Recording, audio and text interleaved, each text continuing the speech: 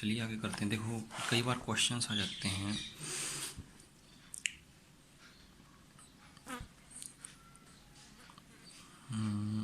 देखिए question number 1,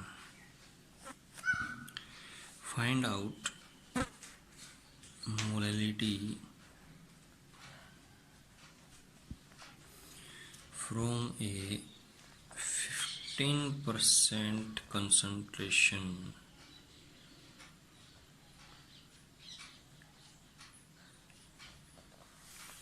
by mass of a CO2 in water। Molality बताइए, 15% concentration है carbon dioxide की water के अंदर। मतलब क्या है कि पर कंसंट्रेशन दे दी और अब यहाँ से मोलैलिटी बताइए। तो देखो 15% का मतलब क्या होता है कि 15 ग्राम, परसेंटेज में हम टोटल मास कितना लेते हैं 100 ग्राम। ठीक है, तो यहाँ पे क्या होगा कि 15 gram mass of solute present in 100 gram mass of, किसका मास लेते हैं हम, टोटल सॉल्यूशन। ठीक है, तो 15% का मतलब होता है कि 15 ग्राम मास है किसका, सॉल्यूट का। 15% का मतलब 15 ग्राम तो मास सॉल्यूट का है और 100 ग्राम, टोटल 100 ग्राम किसका है, सॉल्यूशन का। ठीक है, तो यहाँ पे मास ऑफ CO2 कितना हो गया, मास ऑफ CO2 कितना हो गया 15 ग्राम। ठीक है, मास ऑफ वाटर कितना हो गया, ये सोल्यूट है, ये सॉल्वेंट है। मास ऑफ वाटर कितना हो गया 100 माइनस 15 कितना हो गया 85 ग्राम। ठीक है, अब आपके पास सोल्यूट का मास, सॉल्वेंट का मास आ गया, सोल्यूट का मास आ गया। सोल्यूट का मोलिकुलर मास कितना हो जाएगा, मोलिकुलर मास ऑफ CO2 कितना है 44 ग्राम होता है। ठीक है, कार्बन का 12, ऑक्सीजन का 16, 16 32 और 12 44। ठीक है, तो मोल्स निकालने हैं। मोलैलिटी क्या होती है, मोलैलिटी क्या होती है, moles of solute divide by mass of solvent. अगर ग्राम में है मास तो इंटू में 1000 कर देंगे, किलोग्राम में है 1000 नहीं करेंगे, लेकिन यहाँ पे ग्राम में है तो हम 1000 करेंगे। तो मोल्स निकालेंगे, मोल्स कितने हो जाएंगे, मोल निकालने का formula given mass upon molar mass. Given mass कितना दे रखा है 15 ग्राम और मोलर मास 44 ग्राम। तो हमारे पास मोलैलिटी इज इक्वल्स टू 15/44। ठीक है, डिवाइड में mass of solvent, mass of solvent कितना है 85 और इंटू में 1000। ठीक है, तो ये हमारे पास है, जो भी आंसर आएगा दैट इज हमारी मोलैलिटी हो जाएगी, मोल पर किलोग्राम। ठीक है, समझे। काटोगे तो 5 दिए 15, 5 एकम 5 7 35 और जो भी है आगे कैलकुलेशंस करेंगे।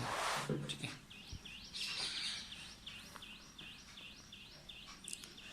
3000/44 इंटू में 17। ठीक है, अब अगर इसका मास मोल फ्रैक्शन निकालें तो मोल फ्रैक्शन क्या हो जाएगा, XA is equals to NA, solute का मास ऊपर, सोल्यूट के मोल्स ऊपर और NA प्लस में NB।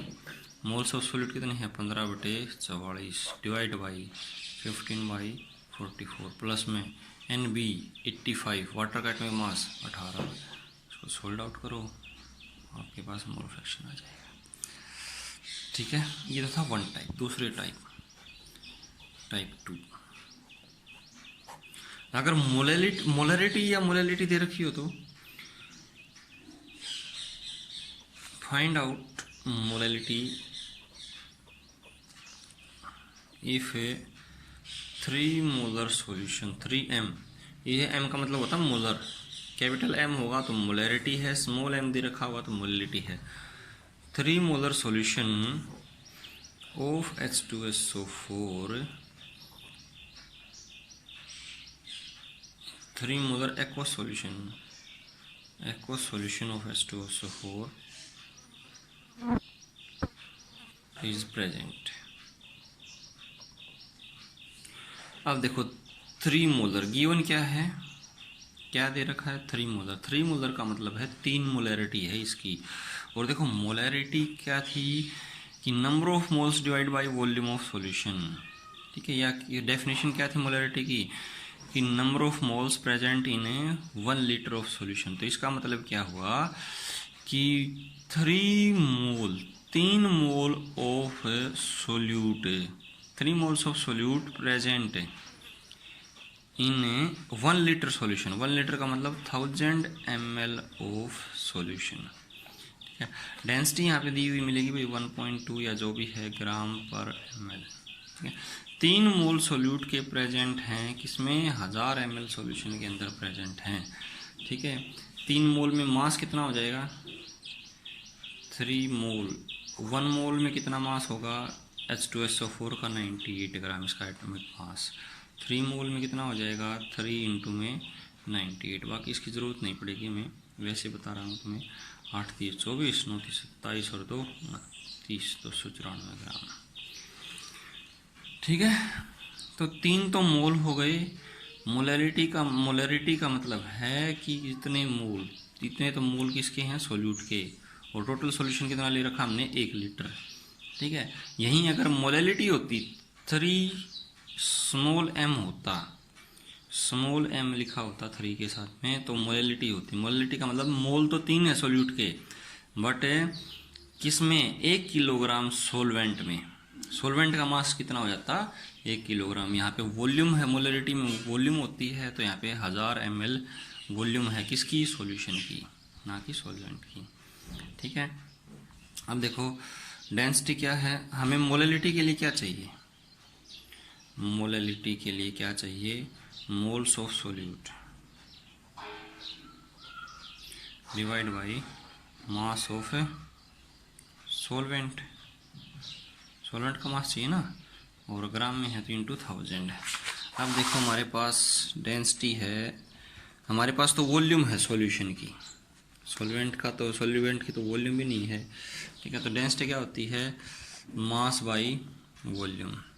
मास कितना है नहीं पता, मास निकालना है तो डेंसिटी इंटू में वॉल्यूम कर देंगे। डेंसिटी कितनी है 1.2, वॉल्यूम कितनी है 1000 ml है सॉल्यूशन की, तो कितना हो जाएगा 1200 ग्राम सॉल्यूशन का मास हो जाएगा, मास ऑफ सॉल्यूशन। क्योंकि वॉल्यूम सॉल्यूशन की थी तो मास भी सॉल्यूशन का ही आएगा, ठीक है। मास ऑफ सोल्यूट कितना है हमने निकाला था 294 ग्राम, तो मास ऑफ सोलवेंट आ जाएगा अब कितना, सॉल्यूशन में से सोल्यूट घटा दो कितना रहेगा 294 906 रह जाएगा, ठीक है। इतने ग्राम सोलवेंट का मास रह गया। अब मोलैरिटी आ गई, मोल्स तो आपके पास 3 ऑलरेडी थे ही, 3 मोल्स ऑफ सोल्यूट प्रेजेंट, ठीक है। तो मोल्स तो 3 हैं ही। सोलवेंट का मास कितना हो गया 3 मोल डिवाइड बाई सोलवेंट का मास 906 और इंटू में 1000, ये आपके पास सॉल्यूशन आ जाएगा 1302, ठीक है। तो 1000 upon 302 that is equals to 3 point something आपके पास मोलैरिटी आ जाएगी, ठीक है। ये ऐसे करने हैं मोलैरिटी, ठीक है।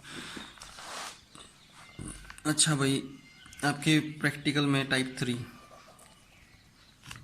प्रैक्टिकल में आएंगे N/20 सॉल्यूशन ऑफ CH3COOH। इसका क्या मतलब हुआ कि 1/20 नॉर्मेलिटी है। 1/20 का मतलब 1 को 20 से डिवाइड करना कितना आएगा 0.05 N ऑफ CH3COOH। इसका मतलब क्या हुआ 0.05 ग्राम इक्विवेलेंट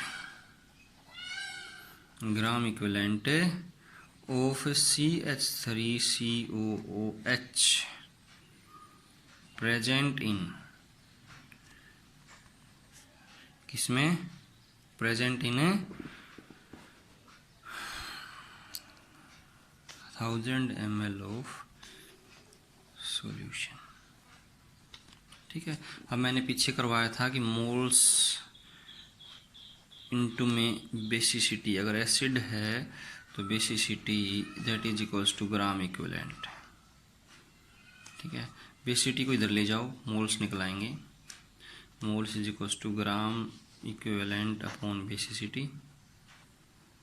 ठीक है, ग्राम इक्विवेलेंट कितने दे रखे हैं 0.05। बेसिसिटी कितनी है देखो, एक ही एच आयन है तो एक से डिवाइड कर देंगे, ये हमारे पास मोल्स आ गए 0.05 मोल्स। ठीक है, अब इसके मोल्स आ गए। ठीक है, और वॉल्यूम हमारे पास है ही एरी। ठीक है, और अगर डेंसिटी और दे रखी हो तो डेंसिटी जो भी है 0.8 लगा लो ग्राम पर ml। ठीक है, तो अब यहाँ पे डेंसिटी आने के बाद हम मास भी सारा निकाल सकते हैं, मोल्स भी हैं, तो हम यहाँ से अब molarity, mole fraction, mass fraction, parts पर मिलियन, हम सारी चीज़ें कर सकते हैं अभी। ठीक है, अब पीपीएम, हाँ इसका पीपीएम बनाना हो तो देखो, पार्ट्स पर मिलियन बनाना हो तो हम क्या करेंगे। फॉर एग्जांपल पीपीएम को हमने शायद एग्जांपल नहीं किया एक भी, तो देख लेते हैं। सपोज करो कि 80 gram of NaCl dissolved in